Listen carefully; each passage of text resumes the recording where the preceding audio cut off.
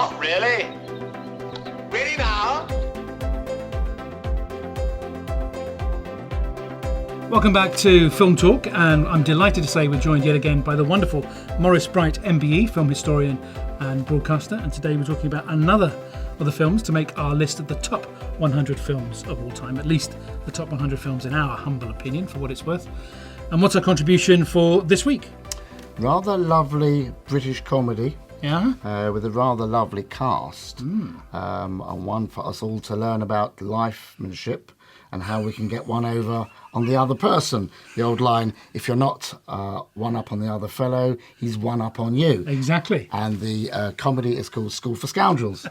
What a great film. Wonderful film. It was made late 90s, about 59, and it was released in 1960, and it was made here at Elstree Studios and just up the road on location to stunning cast, Terry Thomas, Ian Carmichael, Janette Scott, Alastair Sim, Dennis Price, even Dick Emery, I think, was in it in a bit part. Yes, he was, yeah. And Hattie Jakes had a bit part. Hattie Jakes and Jeremy Lloyd and all sorts of wonderful people.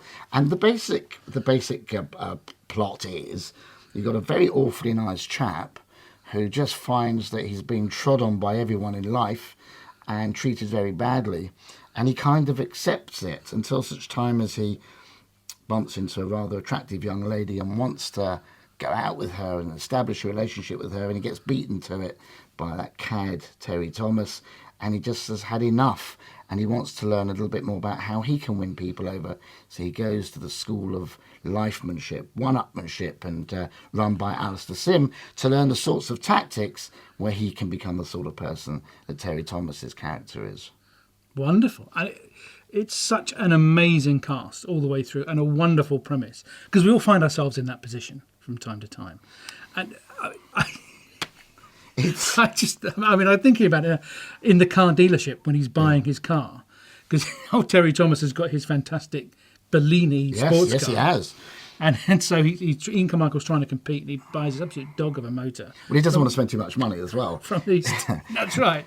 So he goes to the worst possible car dealership. Absolutely right. And Peter Jones and Dennis Price, I think, was it Peter Jones and Dennis Price? Yes, it was. Were there, and in fact they'd done a radio series with those sorts of spivvy characters, and he goes and buys, as you say, it's just this awful bang of an old car which makes the most terrible noise. And actually, if you're a film fan, to the extent that we are, one thing I thought a couple of years ago when I heard the noise that the car makes, I thought that sounds remarkably like the sound effects that were being used in the laboratory in The Man in the White Suit about 7 years earlier in the Ealing comedy with Alec Guinness.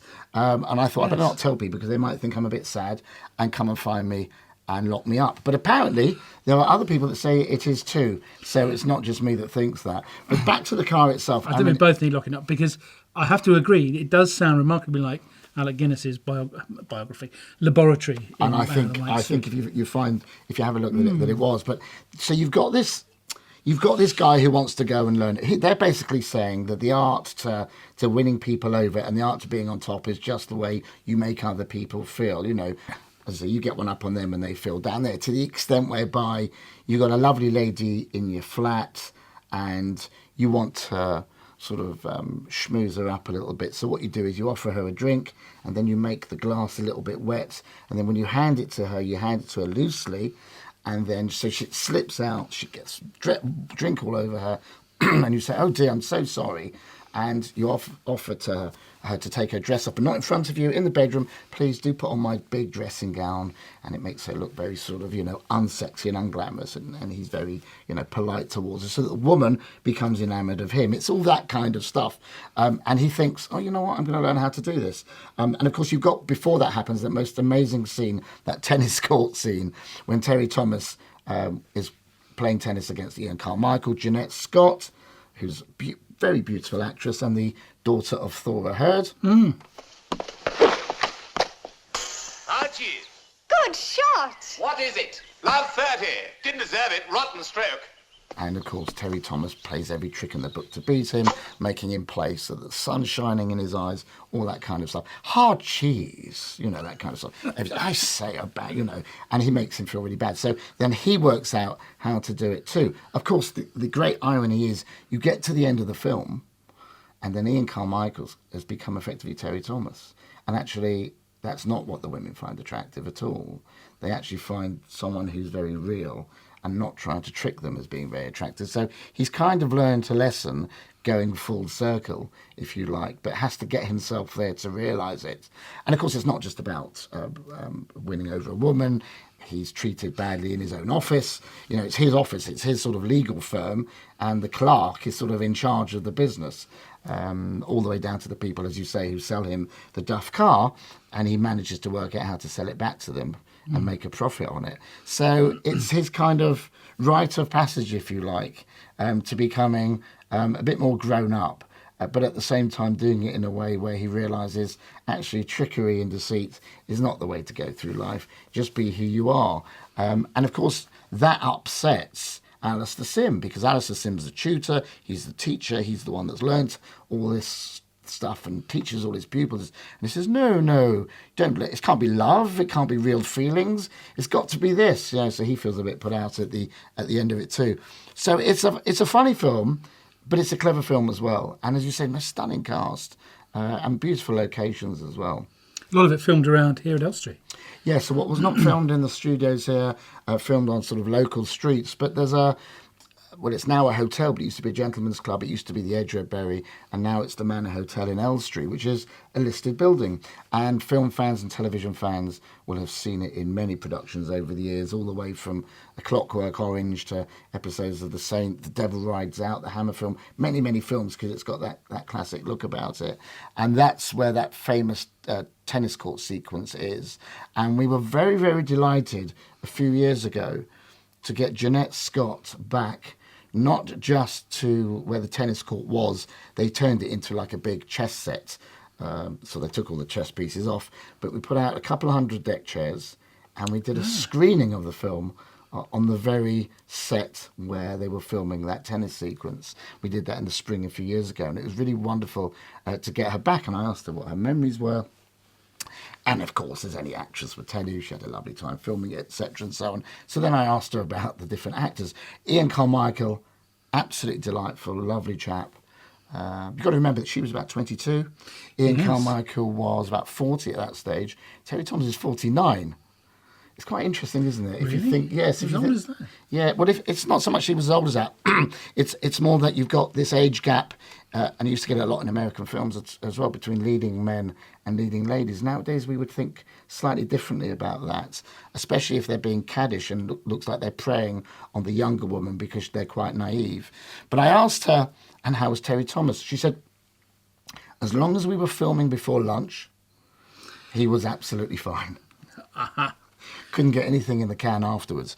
And had a similar issue with one of the directors who was actually, I won't say who it was on the film, but he used to go drinking with Terry Thomas at lunch, and they had to get someone else in the afternoon to help direct the shots. So it got a little bit complicated in the afternoon. They didn't get as much in the can as they'd like to. But yeah, those were her memories of it. But again, you know, we speak about classics, but of course they're not classics at the time. They become classics over a period of time. Absolutely. Yeah, and it's just a film at the time, and you hope you make that one and you go on to your next one, and very often you're making in the next one or two before that one even comes out. It's just some of them really hit a note with the public, and I think because of the nature of the cast, and by then of course you'll remember you've got films like I'm All Right, Jack, and you know you've got similar casts coming through, similar types of comedies, similar types of people coming through who the public like. It almost becomes a repertory company, but on film rather than theatre, and you get people meeting each other on comedies as they're going around. Some work very well. She did a film, I think very soon afterwards, Janette with Terry Thomas, I think it was called His and Hers, wasn't such a big hit. No. You just don't know, do you? Absolutely right. But I mean, Terry has gone on to be an amazing star, and very popular in the US too. But he used to say, apparently, he was popular in the US because he was cheaper than Peter Sellers. Yeah, I think he underestimates himself. I think they loved Terry Thomas and they loved David Niven because they kind of thought in those days that's what the British were like. We were either like my man Godfrey, my sort of a butler, or a cad. And Terry Thomas did very well in some of those films, particularly It's a Mad, Mad, Mad, Mad World. Oh, yes. Which is, I know it's been someone else's choice on one of the top 100, and I was annoyed that I didn't get in there first, because it's a great film. But again, that's one of the reasons why Terry Thomas sort of worked very well transatlantic, because they liked a particular type of characters, and he played to character. Of course he did. And he didn't mind doing that. And some actors get a bit fed up and they get a bit they get a bit typecast. But he knew what he was good at and he knew what paid. And he did it particularly well. And so he was quite happy to go over to America, as you say. Not all people travelled to America to act. Janette Scott married Mel Torme. Did she indeed? The famous singer. She gave up acting, but he was huge in America. But she never went over and acted in America. She stopped and went over there, had children with him. Eventually, they divorced. But Mel Torme was a huge star. And in fact, her children, so Mel's children as well, who's taken the Torme name. The son is a singer and the daughter's in the industry as well. But Janette came out of the industry, but then she said to me she'd started very early on. She started literally, because she was Flora's daughter, as a child. In one or two, sort of, even as a baby, brought on set for Went the Day Well in 1942. And she was acting sort of in her sort of early years all the way up to in her 20s. So by the time she stood back, she'd already done quarter of a century. And she said it was enough for her. The industry was really enough for her. And as I've said, if you look at her, an extraordinarily pretty actress, but a very deeply fun, nice and intelligent person, who I'm very proud to know as a friend. Oh. To make the amazing cast complete, we've got the wonderful Alastair Sim. I mean, like Terry Thomas, Terry always played a character. Yes. It's Ian Carmichael to some extent as well. There was a character that they seemed to inhabit and play in most of their roles. Terry did the same. But Alastair Sim also seemed to have that same kind of sly, almost devious, slightly caddish, never quite sure if he's evil or honest. Yes, I think the word lugubrious. I mean, he could be quite like that a lot. And I think those were the parts.